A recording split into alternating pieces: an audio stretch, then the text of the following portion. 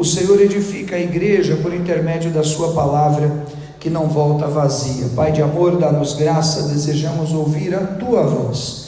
Confirma por nosso intermédio esta obra, cada um seja, Senhor, plenamente, completamente hoje cheio, dotado do poder do teu Espírito, e o inimigo caia por terra, em nome de Jesus, amém, amém, glória a Deus. Pode sentar-se, querido, aplauda ao Senhor,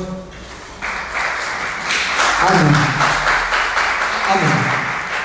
Eu estive no ano passado, acho que mês de julho provavelmente, falando longamente sobre esse assunto, inclusive é um dos capítulos do meu livro.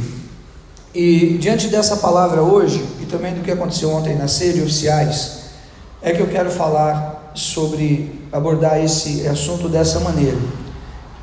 Esse assunto está discorrido longamente de uma das crônicas que eu fiz o ano passado, que se chama Tetelestai. Mas esse domingo é o domingo da reversão, amém? E nós vamos falar sobre reverter o ciclo, que é contra a colheita do início do ano.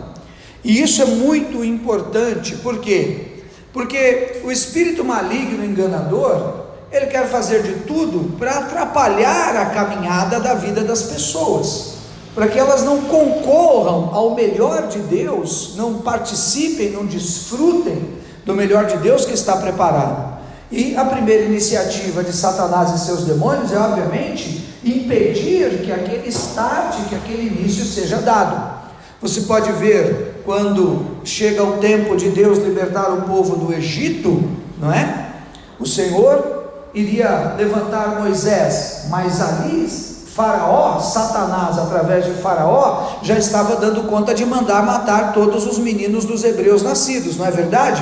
O que é aquilo? A iniciativa de Satanás de impedir o início do plano de Deus. Ele tenta atrapalhar no decorrer, claro, a carne é fraca, não é? A alma é extremamente volátil e tudo mais, existem comprometimentos no caminho da vida das pessoas, mas ele quer mesmo derrubar no início,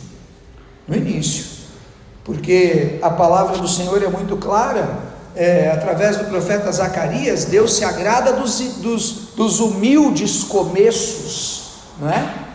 Você vê também Herodes, quando aparecem os magos do Oriente, falamos longamente agora no final do ano sobre o Natal.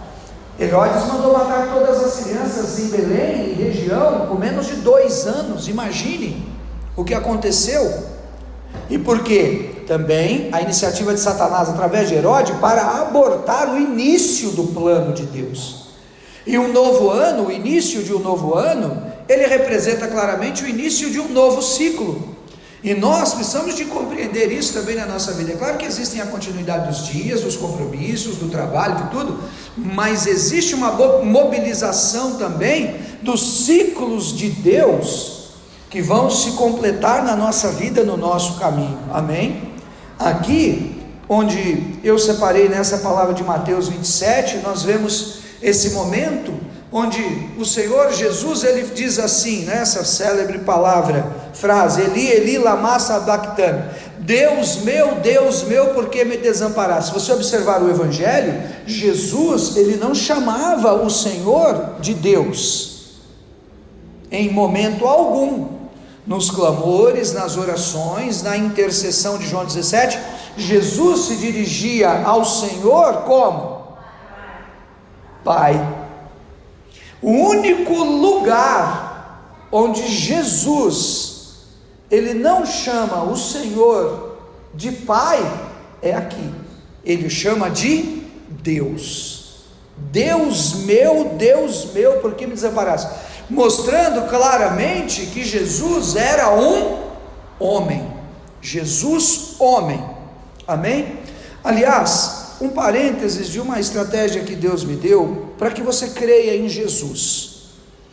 A gente crê em muitas coisas que estão ao redor de Jesus, e precisamos das bênçãos que vêm de Jesus, a cura da cegueira, caminhar, e multiplicação dos pães, nós somos das coisas que estão ao redor de Jesus. Mas sabe que eu comecei a perceber que existem pessoas na igreja que elas são conhecer Jesus, e a estratégia é muito simples. Quem aqui já recebeu de Deus uma palavra íntima para você, que Deus falou com você, que você sabe que foi o Espírito Santo que veio, que te revelou aquela palavra? Levante a sua mão, sinceramente. Quem aqui já recebeu um sinal que você olha e fala assim: isso aqui é Deus falando comigo, no trabalho, no sinal do trânsito? Já aconteceu com você? Já aconteceu, irmão? Pois é. Foi o Espírito Santo que falou para você da parte de Deus a palavra, foi ou não foi? Foi Deus, pelo Espírito Santo, que te deu o sinal, foi ou não foi? Foi ou não foi? Muito bem. Eu e você, eu também da mesma maneira. O Espírito Santo de Deus vem, abre assim, parece que um entendimento, e a palavra entra em mim. E começa um mover, e as coisas começam a acontecer no Espírito. O Espírito de Deus faz isso. Cremos no Espírito de Deus porque vemos Ele agindo e nos dando uma palavra, um sinal de Deus. Cremos porque Ele nos dá uma palavra e fala ao nosso coração, de um louvor todo. Amém? Muito bem. Aí é onde você encontra Jesus. Por quê? Quem foi que, da mesma maneira que dá uma palavra, um sinal de Deus para mim e para você, deu o sinal e a palavra para Moisés, para Josué, para Gideão, para Isaías, para Jeremias, para Daniel na Babilônia, para Sadraque, Mesaque e Abednego na fornalha aquecida, para Ageu, para Zacarias, que disse: não por força nem por violência, mas pelo meu Espírito. Quem deu a palavra para mim e para você foi o Espírito Santo. Quem deu essa palavra para esses homens todos foi também o Espírito Santo. E estes homens registraram tudo no que temos hoje na nossa mão como Bíblia.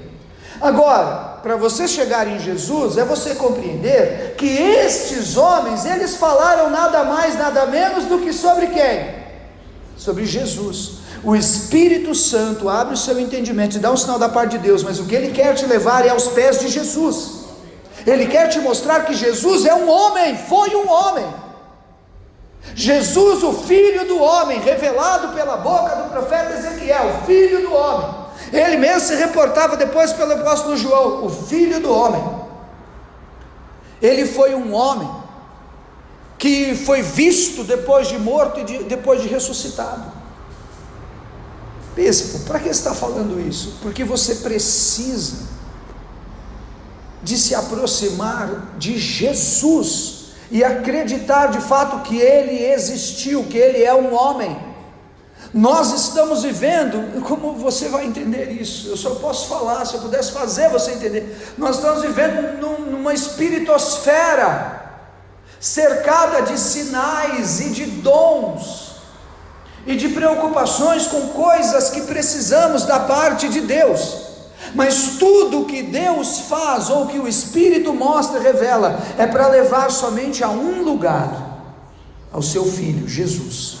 Ele é a fonte supridora e geradora de todas as coisas, é pela palavra, Ele é a palavra, nele cremos e nele existimos, diz o apóstolo Paulo em Romanos. Tudo foi feito por intermédio dele. Então esses homens todos, que como eu e você recebemos uma palavra do Espírito Santo de Deus, falaram de Jesus, e falaram que o sacrifício do sacerdote no templo e no tabernáculo em Israel, ele apontava para o sacrifício de quem? De Jesus, o sacrifício da morte de cruz, onde nós temos o perdão do nosso pecado, em Jesus, onde nós somos absolvidos, em Jesus, onde uma nova porta para uma nova vida se abre, em Jesus. É o Senhor Jesus, Ele é o Filho do homem, Ele é o Filho de Deus, é por intermédio dele. O Hebreus, como se não bastasse, ele diz assim: Deus nos falou pelos pais e pelos profetas, agora Ele nos falou pelo próprio Filho. Hebreus diz assim: cremos pela fé que o universo veio a existir pela palavra, a palavra é o Filho de Deus. Nós precisamos nos voltar para Jesus. A gente está voltado para muita coisa. Está me entendendo, não? se voltar para Jesus, porque Ele mesmo testifica isso. Deus meu, é o Filho do homem, um homem perfeito, cordeiro imaculado, mas homem de carne e osso, que sofreu e doeu e pagou o preço por cada um de nós. E quando Jesus expira, entrega o Espírito, o Evangelho de João, você já vai compreender onde eu quero chegar. No capítulo 19, ele diz assim, João no capítulo 19, na mesma cena, mas agora descrita pelo apóstolo João,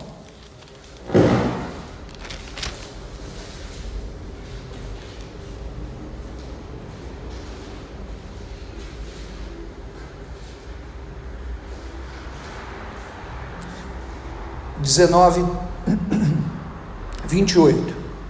Depois, vendo Jesus tudo que estava consumado para cumprir a Escritura, disse: tenho sede.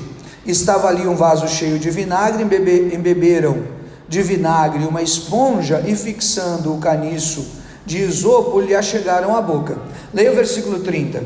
Quando, pois, Jesus tomou o vinagre, disse: está consumado.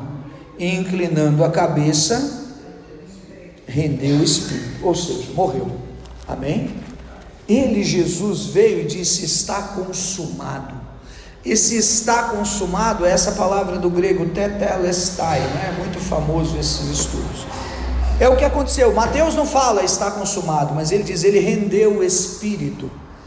O véu do templo se rompeu, aconteceu um terremoto sobre toda a terra, mortos ressuscitaram, apareceram em Jerusalém. O poder liberado na hora que Jesus diz está consumado, varreu o universo.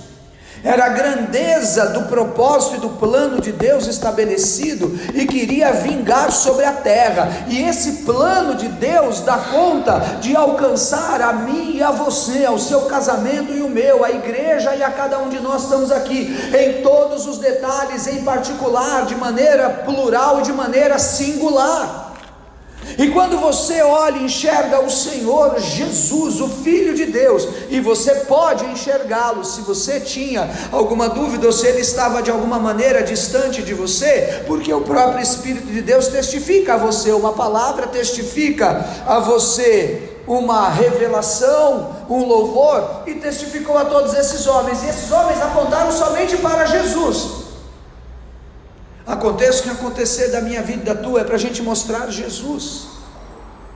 Então o inimigo quer danificar os inícios e os começos, porque ele quer impedir que apareça de fato o que Deus tem como propósito que apareça, que é quem? Que é quem? Jesus. João Batista disse o quê? Que ele cresça e que eu diminua. A nossa vida foi chamada para tudo que a gente faça e comece, apresente Jesus. Ele é o alfa e o ômega, o princípio e o fim, a primeira e a última letra do alfabeto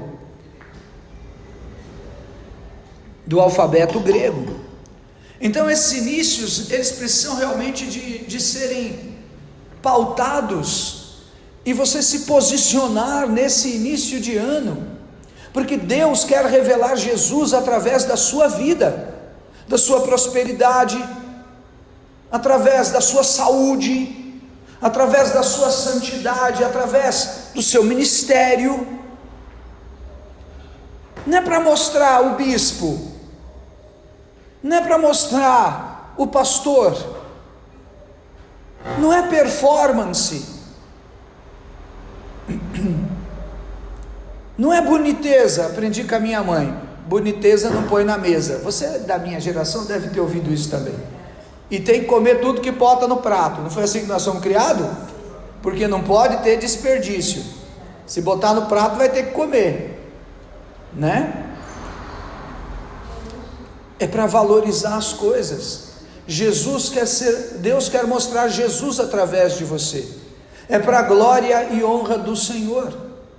Alguns exemplos desse início, não é? Falando daí sobre o ano de Gideão e eu quero contar a você uma visão.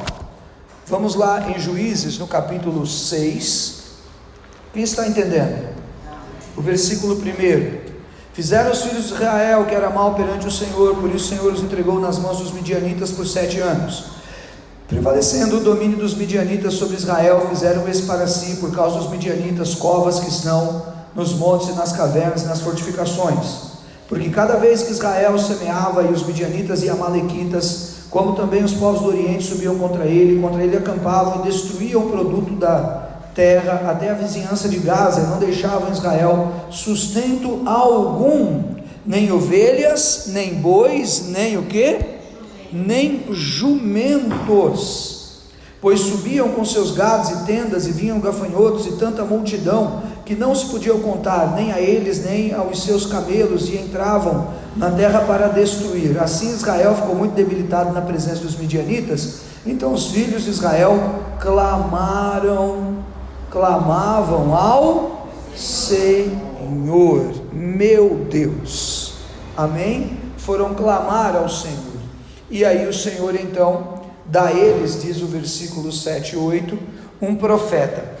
Escute, todo início do ano, todo início do tempo da cega, das colheitas, apareciam os moabitas e apareciam os midianitas, outros povos, para saquear, para impedir, para entulhar, e era como uma nuvem de gafanhotos. E por que aquilo acontecia? Porque Israel havia dado mole. No tempo dos juízes, esse é o ano de Gideão. No tempo dos juízes, a Bíblia diz assim, que no tempo dos juízes cada um fazia o que bem entendia. Não havia um rei, haviam juízes, homens cheios do Espírito Santo, que Deus levantava aqui e ali, vez cá, vez lá, e que dirimia as causas de Israel. Assim que funcionava. Então Israel estava exposto a uma condição espiritual dependente para a idolatria, e nesse caminho de brecha o inimigo entrava, e por eles estarem enfraquecidos, trazia esse roubo. Eles tinham que fazer covas, perdiam tudo que tinha, e não conseguia ir adiante, vivia em vergonha e humilhação. Amém? Quando eles foram clamar ao Senhor, o Senhor levantou um profeta, e esse homem de Deus trouxe uma palavra, que Deus iria levantar o seu servo, iria honrá-lo de maneira grandiosa. Então, para os ciclos, a reversão dos ciclos e dos inícios na nossa vida, em primeiro lugar, nós precisamos estar debaixo de uma palavra da boca do profeta de Deus, em nome de Jesus.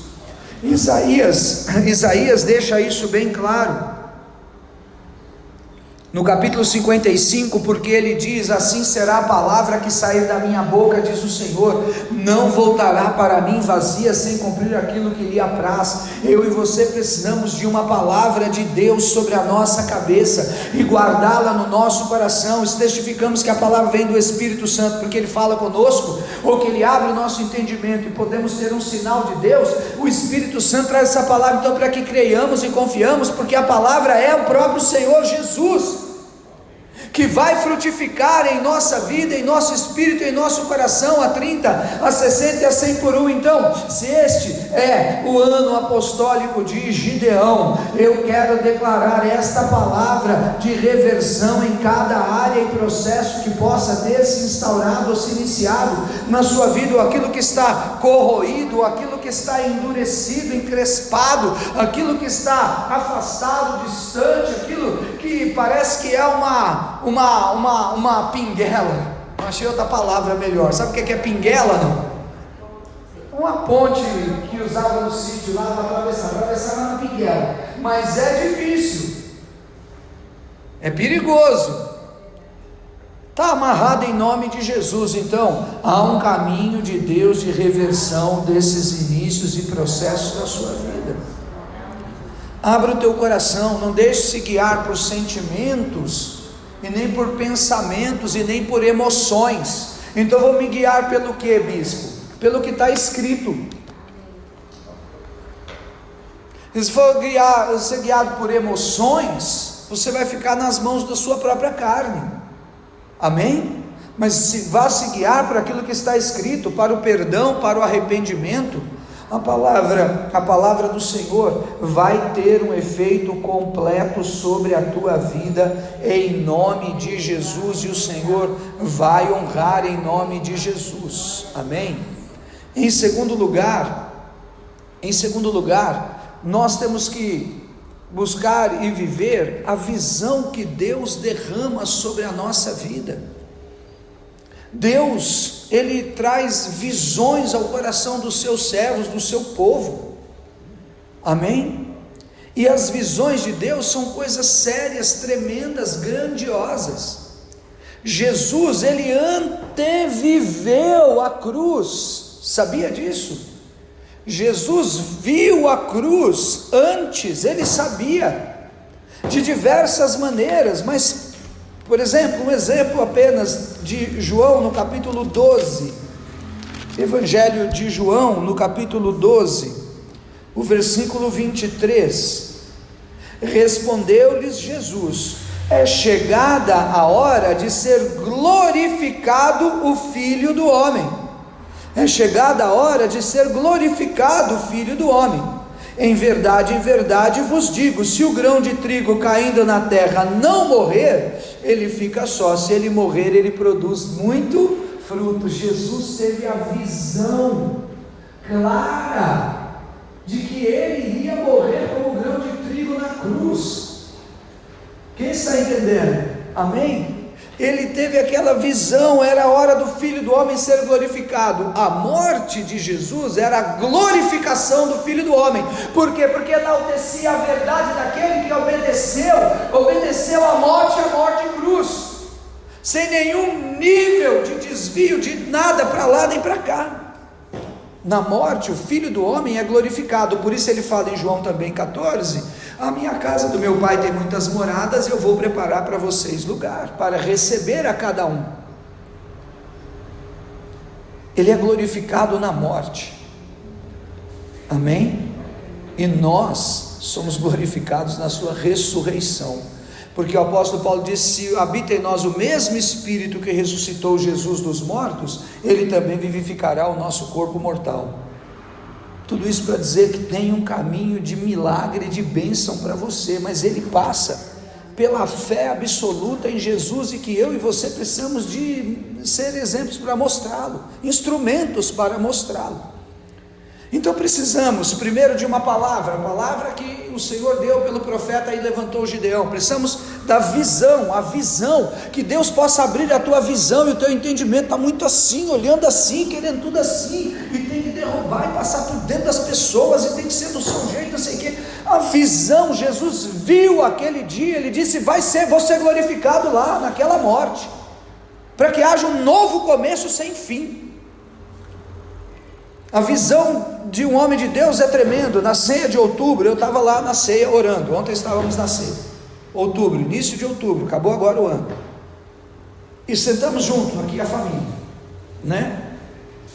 A Fefe com o namoradinho, as primas, o bispo, os cunhados, senta aqui, e eu estou lá orando, e Deus me deu uma visão de um casal que senta sempre ali com a gente, e via ele extremamente abatido, debilitado, destruído, curvado, envergonhado, naquela visão.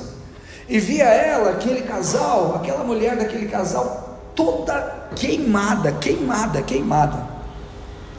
mesmo, sabe a panela quando queima, fica assim, tudo preta, tudo suja, queimada, e fiquei ali com aquela visão. Depois eu comentei com a pastora, depois de alguns dias, que ela fica muito assustada com essas coisas, e o tempo passou, e nessa visão eu os via, sentamos todos juntos, mas eu os via do outro lado da ceia, do outro lado do ginásio.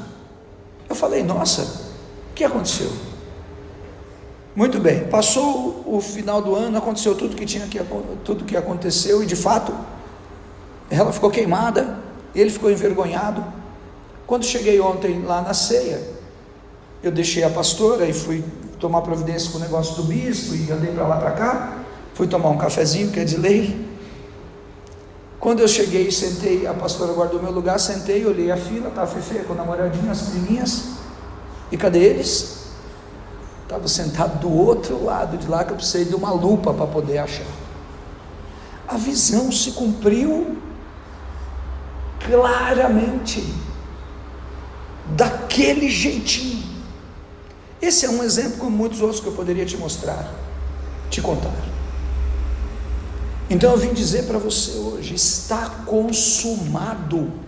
Se Deus coloca o sentimento, o desejo no seu coração, um caminho, está consumado. Jesus viu isso em João 12. O Filho do Homem será glorificado, mas aquilo se manifestou quando ele disse, lá pendurado na cruz, tetelestai, está consumado. E eu vim hoje te dizer: está consumado. Vai acontecer na nossa caminhada, na sua vida, como está determinado pelo Senhor, no tempo que Ele tem determinado em sua vida, em nome de Jesus. Amém, amém e amém. E se Ele te chamou, tem trabalhado na tua vida, confirmado no teu coração, que essa mensagem hoje sirva para você crer, para você aguçar o seu entendimento, que não dá para ficar dando mole para o inimigo e para a carne, porque os tempos são maus. O apóstolo Paulo ensina aos Efésios: temos que remir o tempo. Então há uma palavra, há uma visão de Deus, há uma visão de Deus, está consumado, e daqui uma semana ninguém sabe o que vai acontecer, mas Deus vai honrar em nome de Jesus essa caminhada, para que o seu nome seja glorificado em nome de Jesus, amém? E se há uma palavra de um homem de Deus, falou, o profeta lá falou, levantou Gideão foi constituído e Deus deu a vitória. Se há uma visão, Jesus viu, anteviu o dia da cruz, entregou o Espírito, foi obediente, cumpriu realmente o que Deus havia estabelecido. Há um preço a ser pago, amém? Vem o terceiro passo, vem essa terceira dádiva grandiosa, com a palavra, com a visão, que é a ressurreição, que é o milagre, gente, é a vitória. Escute, Gideão teve vitória ou não teve vitória? Teve vitória. A obra da vida do Senhor Jesus gerou o fruto na sua ressurreição, a colheita da igreja. Há uma vitória para aquele que é fiel e pautado pelo caminho do Senhor em sua vida. Deus não te chamou para ficarmos na mesma, sempre a mesma cova de Gideão, sempre os midianitas levando tudo, sempre a gente mascado pela vida, sempre sei que lá. Deus tem um dia de virada de mesa, de triunfo, de vitória, de ressurreição, de milagre, de reversão e de um novo começo, em nome de Jesus, amém, amém e amém. A visão vai se cumprir. Aplauda mesmo ao Senhor. Vamos ficar em pé em nome de Jesus. Eu não vou me estender mais. Eu quero orar por você em nome de Jesus, amém? Põe a mão sobre o teu coração, entrega os teus caminhos ao Senhor, confia nele, o mais ele fará. A graça e o favor do Senhor possa te alcançar, a visitação do Espírito de Deus traga uma renovação e uma visão completa sobre a sua vida. O nome do Senhor seja glorificado em nome de Jesus, porque em tudo Ele quer fazer manifesto o seu Filho sobre a nossa caminhada, em nossas vidas. E hoje eu declaro: está consumado. A palavra está ligada na terra, ligada nos céus, da cura, da libertação, do chamado de Deus sobre a sua vida, do propósito de Deus e do plano de Deus, da obra maior que Ele quer realizar em nome de Jesus. Eu clamo no altar e na presença do Deus vivo e todo-poderoso, e declaro hoje: tragada foi a morte pela vida, o meu Redentor vive, o Senhor abra o teu entendimento, te faça crer e enxergar a palavra verdadeira.